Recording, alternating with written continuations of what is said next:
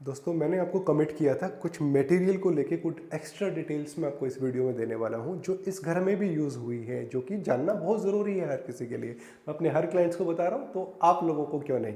तो देखिए क्या होता है कि जब मटेरियल को जब हम डिसाइड कर रहे होते हैं ना, तो एज पर एरिया चीज़ों को समझना पड़ेगा कौन सा मटेरियल कहाँ पे किस लिए यूज़ करना है। फॉर एग्जाम्पल जब हम किचन के बिलो स्लैब की बात करते हैं, बात करते करते फॉलो करो मुझे। तो यहाँ पे जब हम किचन के बिलो स्लैब की जब हम बात कर रहे हैं, तो यहाँ पे किचन का बिलो स्लैब दोनों साइड में ये वेट एरिया में काउंट होता है। तो वेट एरियाज को 100% HDHMR में ही बनाना चाहिए। HDHMR is what? High density high resistance material, जो कि 80% रबर 20% वुड होता है। उसकी खासियत होती है कि वो पानी से ख़राब नहीं होता है, लेकिन उसकी कुछ खामियां भी होती हैं कि उसमें आप हैंडल्स नहीं लगा सकते। क्यों नहीं लगा सकते? कि उसकी जो स्क्रू होल्डिंग कैपेसिटी, स्क्रू लगाएंगे एक पॉइंट पे, अगर वो ढीला होता है तो दोबारा हम उस पॉइंट पे दोबारा स्क्रू नहीं लगा सकते।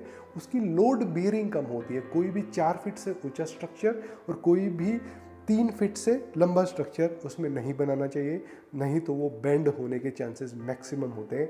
अगर आप किचन को, लेकिन फिर भी मैंने पूरा स्लैब बिलो स्लैब पूरा वुडन में किया, HDHMR में किया। कैसे किया कि इसमें जितने सारे बॉक्सेस हैं कि हर 1 फीट 2 फीट के बाद ना इसका लोड बाइफर्केशन हो जाता है, तो इसमें प्रॉब्लम नहीं आती है। इसीलिए बात होती है कि जब नॉर्मल कारपेंटर कैटेगरी के जो हमारे भाई हैं, उनको इनका एक साइंटिफिक मॉडल नहीं पता है कि कौन सा मटेरियल कहाँ पे कैसे लगाना है, तो वहाँ पे वो प्रॉब्लम आती है।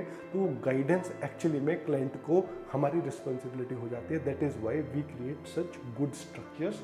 लेकिन अब किचन के अबव स्ट्रक्चर के मटेरियल की बात कर लेते हैं। यहाँ पे 3 टाइप का मटेरियल यूज़ किया गया है। पहला कि दीवार को टच जो किया है स्ट्रक्चर, वो HDHMR 6 to 8 mm he use होना चाहिए।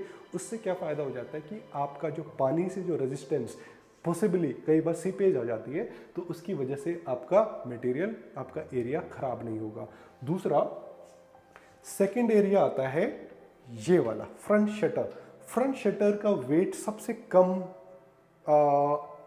खुद का वेट जो मटेरियल का जो कम होगा, वो वाला मटेरियल होना पड़ेगा। HDHMR वुडन से भी, प्लाई से भी भारी होता है, तो HDHMR का केस चला गया, फ्रंट शटर पे नहीं लगाना।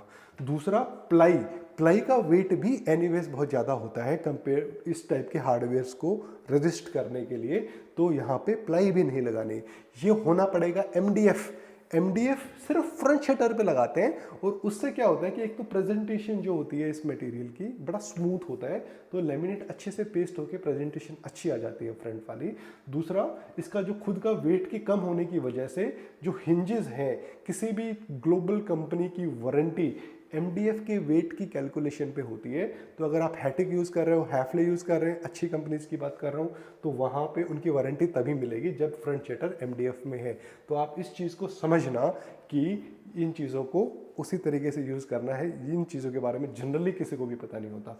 दूसरा, जो मेन कारकस, मेन बॉडी होती है ना, जैसे जो स्लैब्स हो गए या फिर साइड वाला ये वाला जो पार्ट हो गया, ये हमेशा 11 कोर BWR क्लास प्लाई में हम बनाते हैं। उसका रीज़न है कि जो 11 कोर BWR क्लास जो प्लाई होती है, वो उसका करेक्टर क्या है कि उसमें हम कितना भी भार रखेंगे, इस स्लैब के ऊपर कितना भी भार रखेंगे, ये मुड़ेगी नहीं। इसकी लोड बेयरिंग कैपेसिटी बहुत ज़्यादा है। दूसरा, जितना भी वेट आएगा साइड वाले पार्ट में भी कभी मोल्ड नहीं होगी वेट की वजह से। इसका करेक्टर ही ये है। तो एक ही एरिया में 3 टाइप का मटेरियल हमने यूज़ किया। लेमिनेट्स को तो डेफिनेटली एज पर रिक्वायरमेंट हमको चेंज करना ही होता है। कहीं पे कोई स्कीम फॉलो करते हैं, कहीं पे पूरा ही घर इंग्लिश थीम में बना रहे होते हैं, तो yes, you need to trust our expertise of making the house. Utilities को हम बड़े अच्छे से समझते हैं। घर के अंदर घुसते हमें पता चल जाता है कि कहाँ पे क्या चीज़ को प्लान करना चाहिए, and we genuinely give our suggestions. और कई बार ना क्लाइंट्स गलत भी होते हैं, तो we try to tell them, so ऐसे नहीं, ऐसे करो। तो type of material is explained and our working style. So I hope आपको घर अच्छा लगा होगा, और क्लाइंट एक्सपीरियंस आपने या तो अभी देख ही लिया होगा स्टार्टिंग में वीडियो में, या फिर हम अभी डालेंगे। और ज़रूर हमसे बात करें हमारे दिए हुए नंबर पर ही। All right guys, thank you for watching this video.